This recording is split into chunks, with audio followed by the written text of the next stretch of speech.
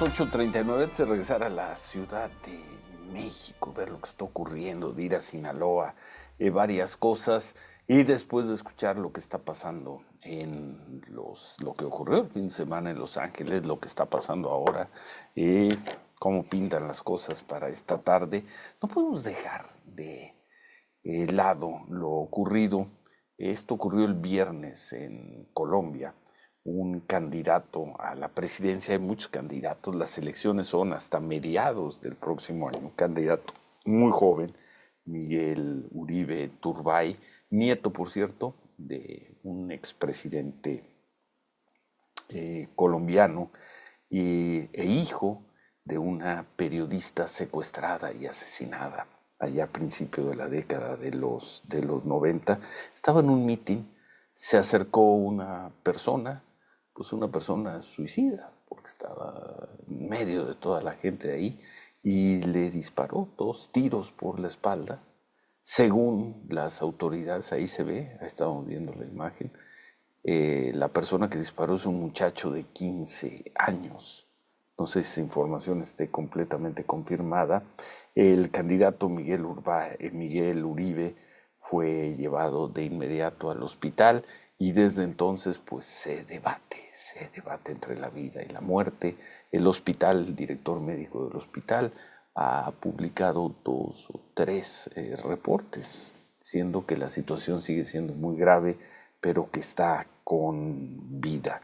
Esos son a muy grandes rasgos los hechos en un país que, pues por más intentos que ha hecho, por más gobiernos de derecha y de izquierda que ha tenido, no puede salir de la violencia. Hoy en mi texto en Excelsior recupero una frase de un escritor muy notable, muy exitoso, colombiano, muy exitoso también en el extranjero, Juan Gabriel Vázquez, quien se ha encargado del tema de la violencia en su país desde hace muchos años, y él dijo en una entrevista hace algunos años, en 2021, la violencia en Colombia ha demostrado un talento extrañísimo para reinventarse. Vamos a Colombia, allá está Camilo Cruz, periodista del portal Minuto 60 en Colombia. Camilo, gusto en saludarte, buen día. Hola Ciro, muy buen día para ustedes en la Ciudad de México y gusto saludar a todo su auditorio. Sabemos que estás afuera del hospital. Sí, estamos a las afueras de la Fundación Santa Fe, como usted bien lo decía, en la mañana del día de hoy. La clínica emitió un parte médico un poco alentador. Dice que el estado de salud de Miguel Uribe es crítico, que no ha tenido una muy buena respuesta a todos los procedimientos médicos, que su situación es de mayor gravedad y que su pronóstico sigue siendo reservado. Es la comunicación de las 6:30 de la mañana hora colombiana que se conoció sobre el estado de salud y estamos a la espera de una evolución de su condición de salud. ¿Qué más se supo de la persona que agredió? Bueno, es un Que joven agredió de al 15 candidato. años. Sí, es un joven de Sí 15 es el años muchacho de de 15 edad. años, Sí, confirmado. señor.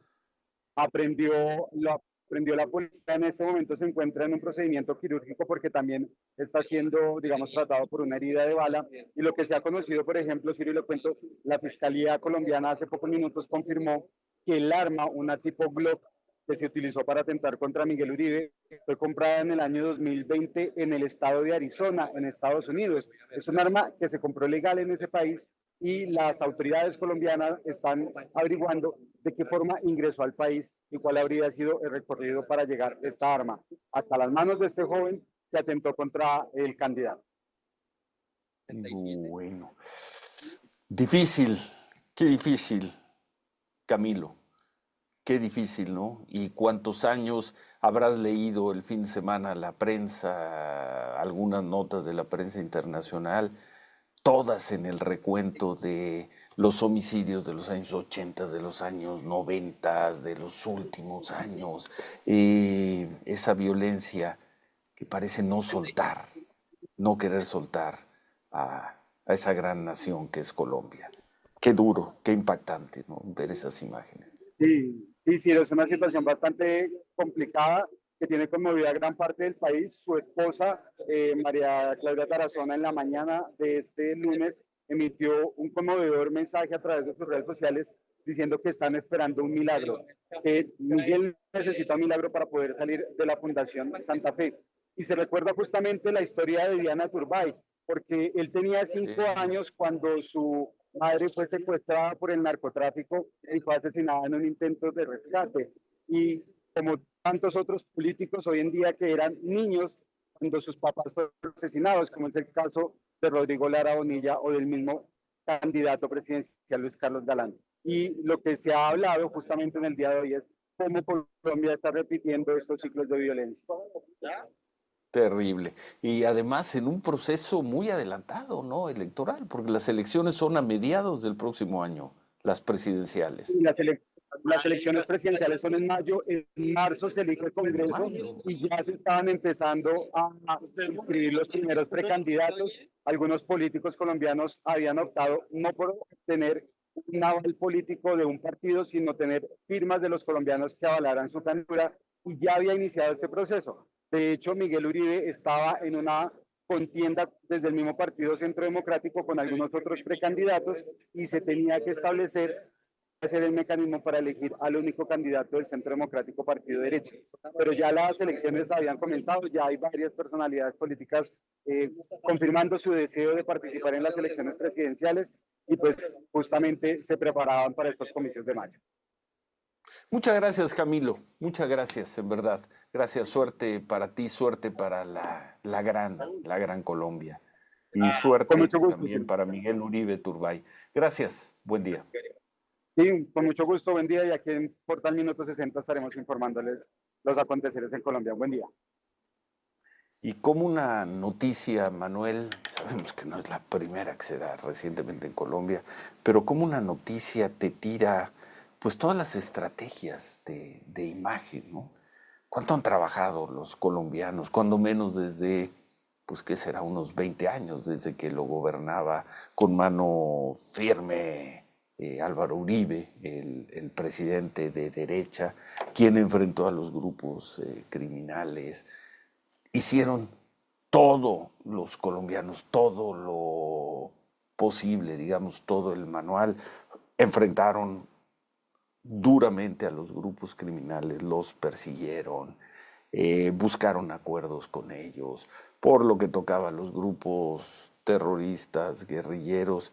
Hubo amnistías, hubo acuerdos de paz, hubo programas sociales muy anunciados como los que hicieron en Medellín y también en Cali, hubo políticas de reconciliación, hubo todo para crear la idea de que Colombia estaba dejando atrás esa pesadilla de la violencia, y esa pesadilla de la violencia no se va.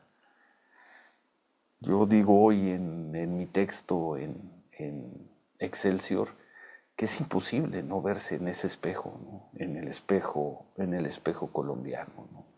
Y es donde uno dice, ¿qué fue lo que se hizo aquí en los últimos 6 años?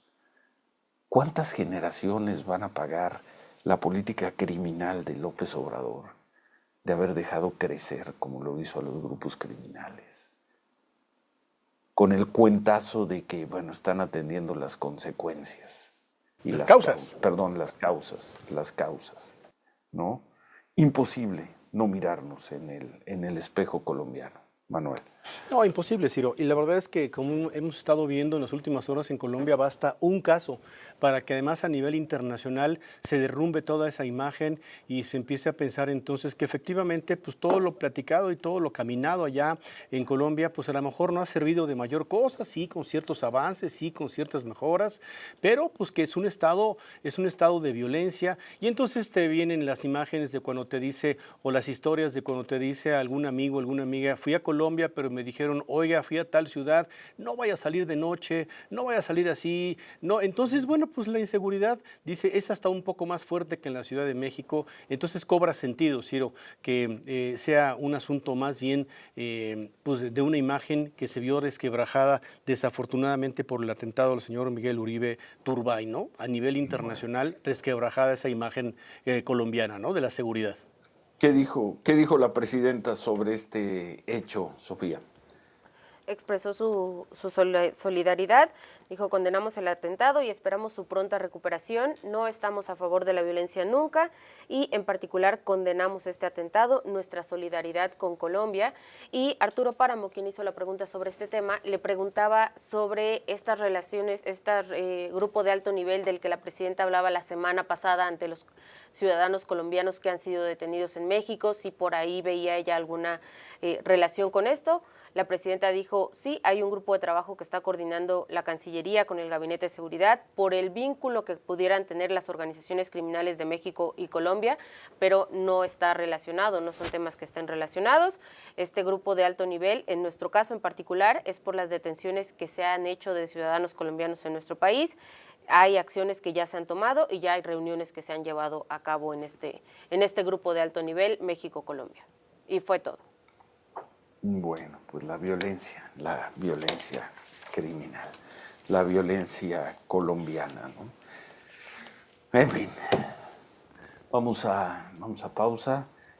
Por cierto, también hacía una referencia, Manuel, a todo lo que esta violencia de alguna manera ha exportado, ¿no? Como desde los años, pues desde hace 10, 15 años o más, el famoso tándem chofer-motociclista, chofer-tirador en una motocicleta, el modo colombiano, ¿no? de ejecutar, cómo fue copiado, adaptado y adoptado en México, el tipo de armas que suelen usar. Por ejemplo, yo recordaba que pues este niño de 15 años que disparó en contra del candidato usó una pistola que es muy sencilla, por lo visto, de conseguir y de esconder. Una Baby Glock, una Glock de 9 milímetros. Fue la misma pistola que usó el Bart, ¿no? para dispararme. En fin, el espejo colombiano.